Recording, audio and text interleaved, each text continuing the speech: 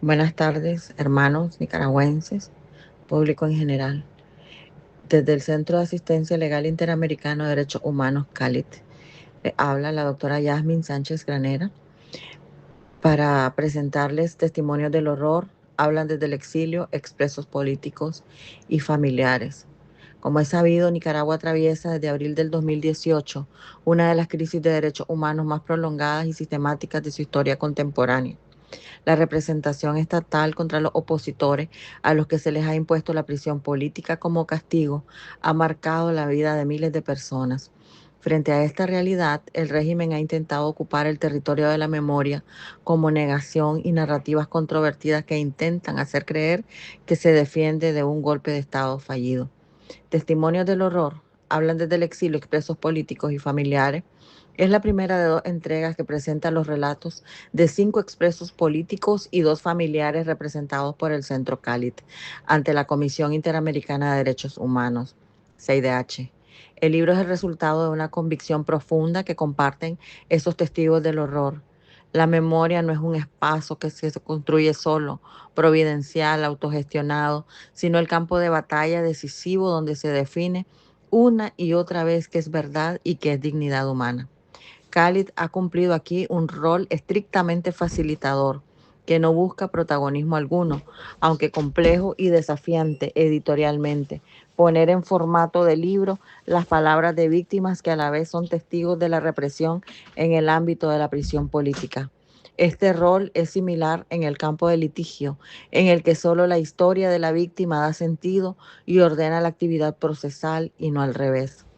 De los expedientes que acompañamos ante la Comisión Interamericana de Derechos Humanos, que se encuentran en la etapa de admisibilidad o de fondo, se han extraído estos testimonios con el rigor de quien manipula material vivo.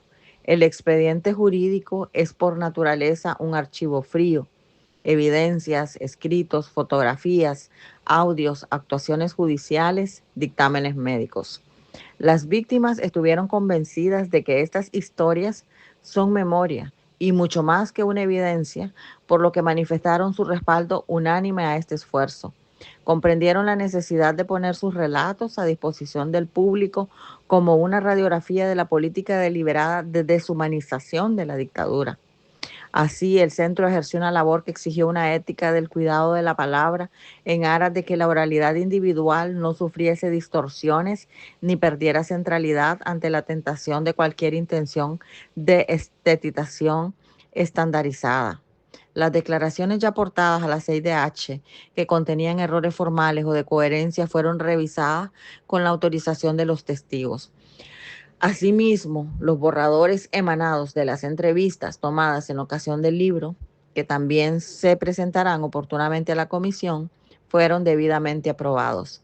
Las versiones finales reflejaron estrictamente la soberanía de las víctimas sobre sus relatos al intervenir activamente con comentarios, reflexiones o correcciones, incluso cuando consideraron que ciertos datos o episodios quedaran en reserva. Lo que Cálida ha perseguido es una curación respetuosa, casi sin invasión, pero no anestésica. Una edición que preserva la voz original, el ritmo, las repeticiones, las pausas, las emociones contenidas entre líneas. No se añadió interpretación alguna. De ahí que cada testimonio es un registro autónomo, perceptible e irrepetible de la experiencia en torno a un mismo fenómeno, la prisión política. No olvidamos la reacción de algunos testigos del horror al leer las primeras transcripciones. Manifestó uno de ellos: una cosa es contar la historia y otra es leerla. Las personas a las que le pedí que leyeran el borrador tardaron entre 2 a 3 días en asimilarlo. Les parece increíble que una cosa así me haya pasado.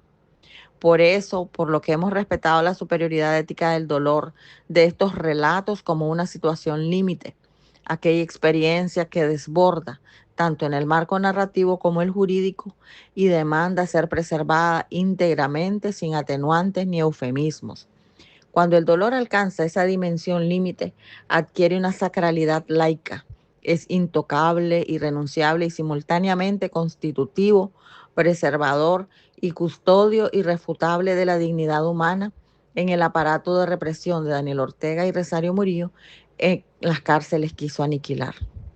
Las víctimas, al convertir sus testimonios en memoria colectiva, recuperan su voz y la autoridad sobre su narración. Sí, la voz de aquellos que fueron arrojados a la profundidad de sí mismos, obligados al escudriñamiento sin fin de sus conciencias como parte de tortura en la eternidad del encierro arbitrario. También la de ese familiar que estuvo afuera, que gastó su pensamiento en la convicción segura de que su ser querido, secuestrado o desaparecido, estaba inevitablemente indefenso en las manos de un sistema despiadado. No es la primera vez que la mayoría de las personas que son parte de este libro relatan su calvario públicamente, pero este libro los reúne, los aloja y los eleva de lo individual a lo colectivo, al estatus de lo que socialmente es tanto angustiante como ineludible leer.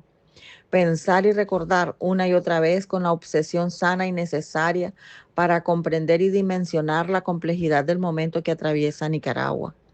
Julio César Dávila, activista LGBTI, adulto mayor, narra el secuestro y la violación sexual bajo sedación en un centro clandestino, la discriminación dentro de la prisión y a través de su voz el asesinato por omisión de un preso político por la negación cruel de atención médica oportuna.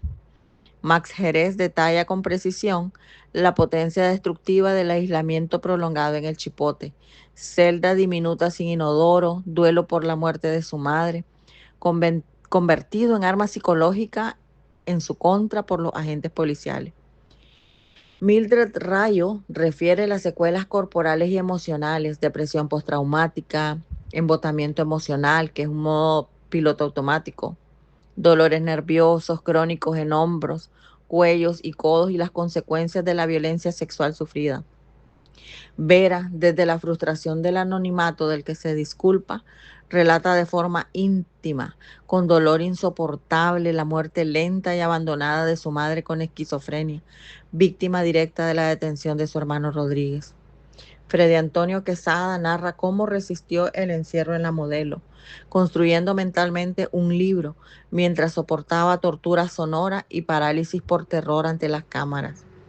Su hija, Adriana Quesada, completa el cuadro mostrando al padre que regresa cambiado, lento al hablar, con dificultad para ordenar ideas y obligado a pedir permiso incluso para actos cotidianos. Fanor Alejandro Ramos expone la tortura física extrema, golpizas recurrentes, descargas eléctricas, engrilletamiento permanente y el destrozo de su familia, cuya preocupación especial está puesta en su hijo Fanor Salvador, diagnosticado con estrés postraumático.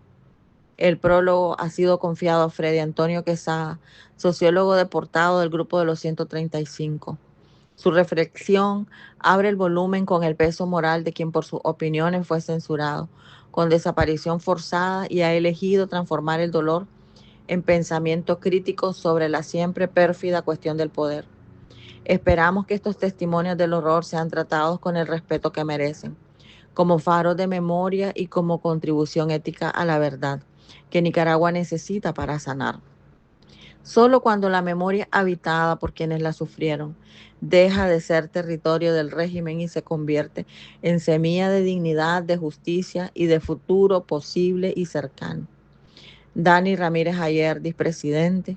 Yasmin Sánchez Granera, secretaria ejecutiva. Centro de Asistencia Legal Interamericano en Derechos Humanos, Cali.